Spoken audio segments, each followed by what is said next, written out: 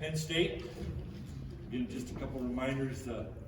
Please silence your phones. If you have a question, raise your hand. We have microphone holders come by. If you have a follow-up, please alert them. We will also be taking calls via Zoom. And we'll start without further ado. First question, please. You go front row on the. Okay, go ahead. Guys, when we spoke in Chicago, most of you guys admitted you didn't know much about Texas A&M right after the selection came out. Since then, what have you guys learned about your upcoming opponent? We're going to start with Cam and work our way all the way down to Myles. They're a great team.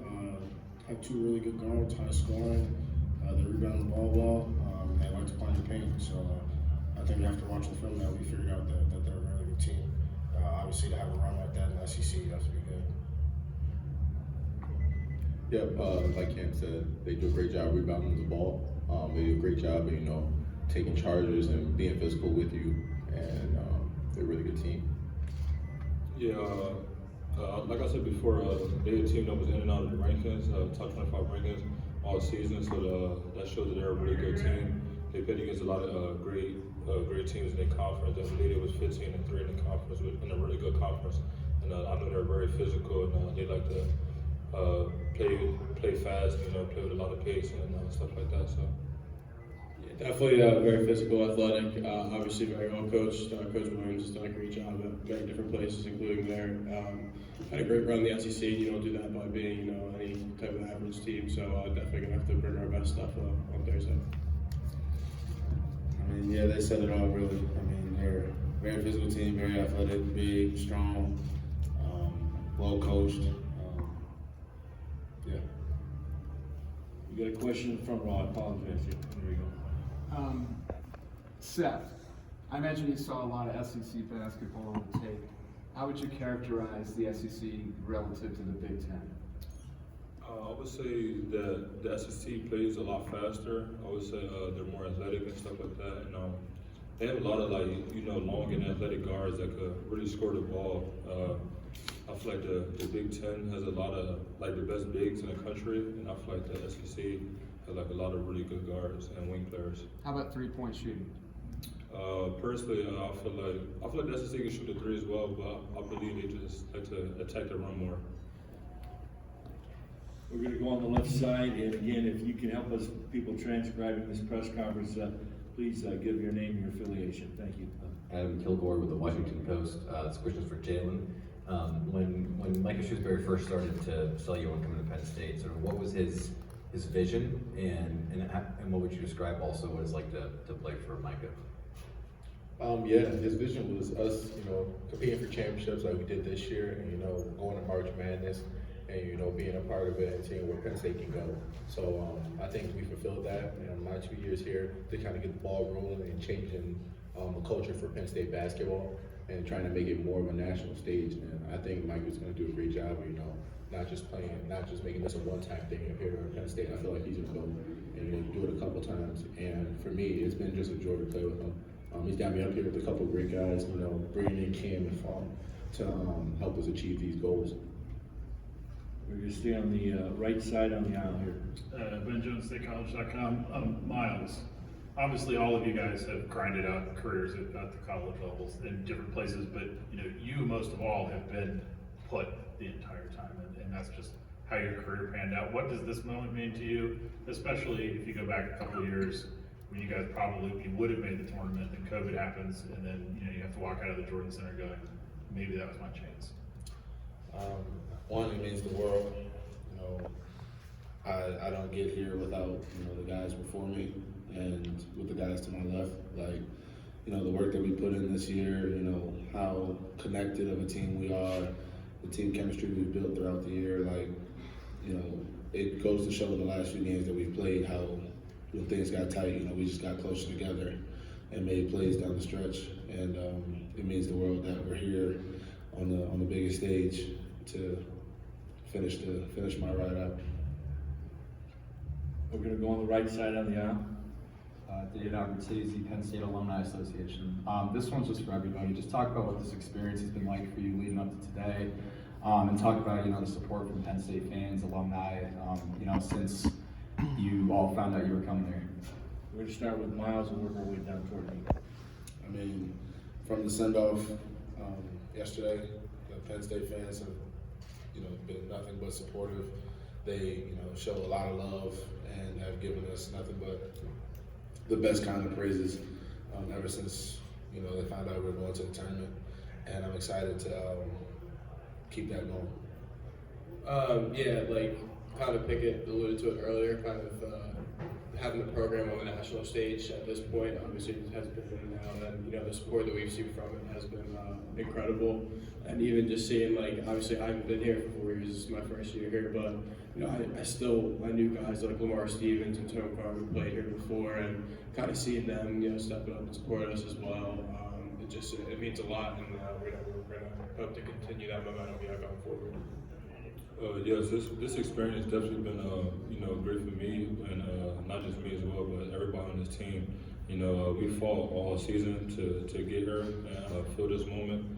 And now that we're here, like it's everything that we expected to be. And but we still got more games to play, and we're not satisfied. For me, it's it's been very fun. It's been an up and down season for us, and I love to see our guys come together as a family, and our fans really get behind us and support us for all our hard work that we've done, and for us to kind of get on the winning streak and see so much alumni and fans really care about Penn State basketball. It just has been really special to me.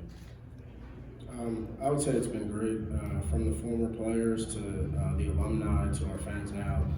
They've just been really supportive of us since we made the tournament, and from the send-off to this moment now, it's been just a relief to be here. And obviously, like Seth said, we have more games to play and there's more to do. We're gonna go in the front row here, and then we're gonna go 3 rows behind afterwards. Dave Jones from Penn Live. Jalen, when you watch film of A&M, who did it remind you of in the Big Ten? Or a combination of teams, maybe? Yeah, a combination of, I think, like Michigan State and Illinois. They send a lot of people to the glass. They play fast in transition, and they have really good guards. So for us, it's going to be trying to really contain their guards and trying to keep them off the boards and allow us to play offense at a faster pace once we grab those rebounds and go. Still, Ben Jones, StateCollege.com. Seth, give you a little credit as well. You obviously have seen your fair share of change in the time that you've been at Penn State. How much has this year sort of been a reward for not the staying put, but maybe kind of holding the belief in what you had? Yeah. I always had belief in, once I was getting recruited again by Coach Shrews, he told me the vision that he had, not just for me, but for this program. And I trusted him and I believed in him. And I just stuck with him and everything that he's been doing with his recruiting class and getting some good transfers in. And I really believe that we could have made it here, and that's exactly what we did. And, like Coach said, we didn't just want to get here, though. We want to win some games too. We're gonna go on the left side, fellas.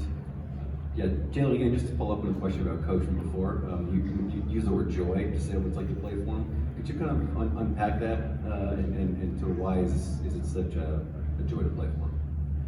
Yeah, after our last couple of games of the mid-state tournament, we put a poster up talking about belief, and we were going through it. We were slapping it before, but traffic games, he would hit it too, and it was just the energy and the joy, the passion that we just won this game in the Big Ten tournament. Like, we can compete with anybody. That was joy. Everybody was excited for each other, cheering for each other, and we believe that we can actually play with anybody and beat anybody. I mean, it's been a crazy ride, and we're still trying to go. We have 5 minutes left in this session. Any other questions for our student athletes? Okay, left side on the aisle. Karen.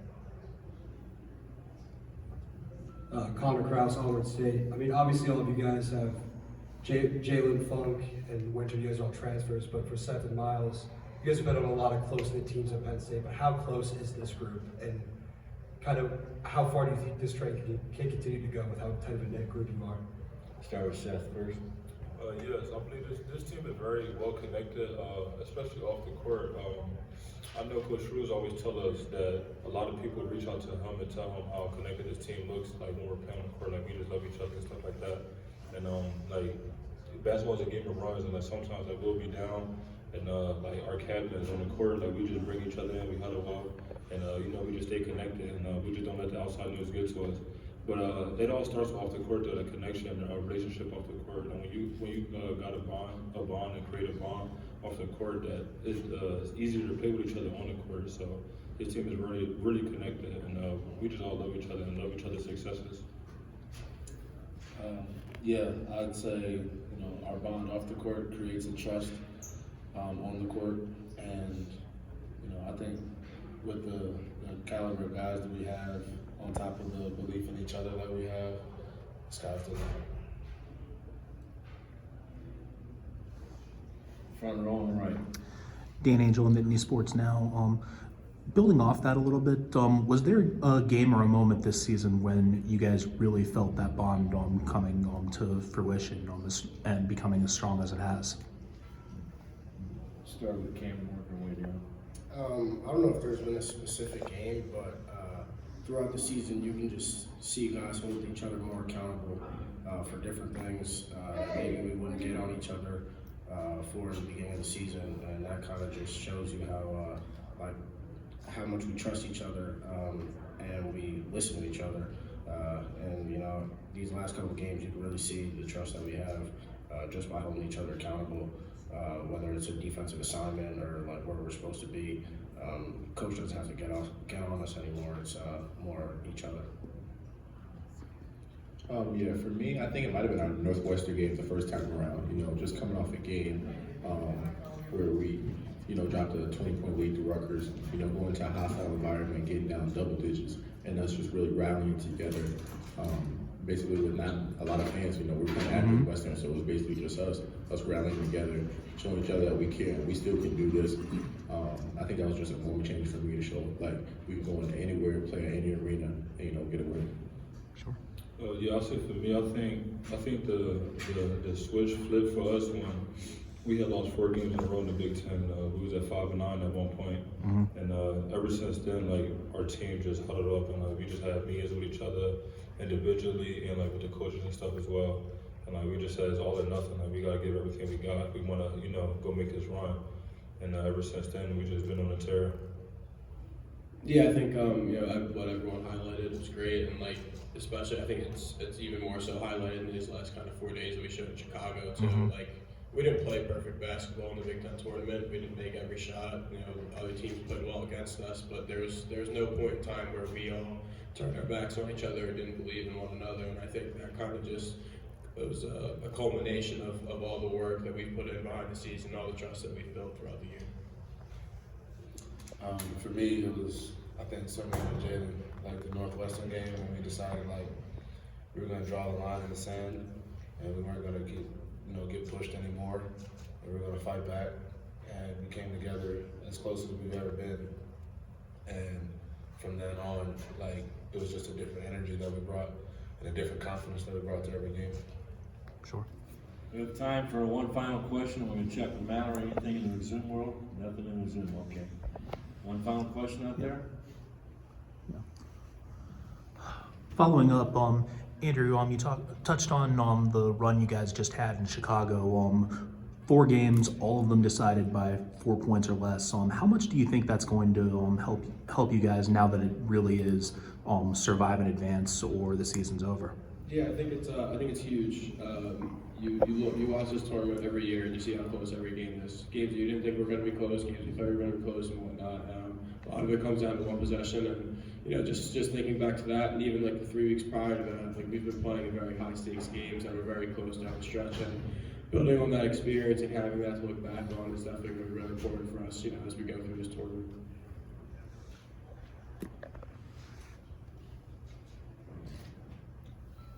Anything else out there?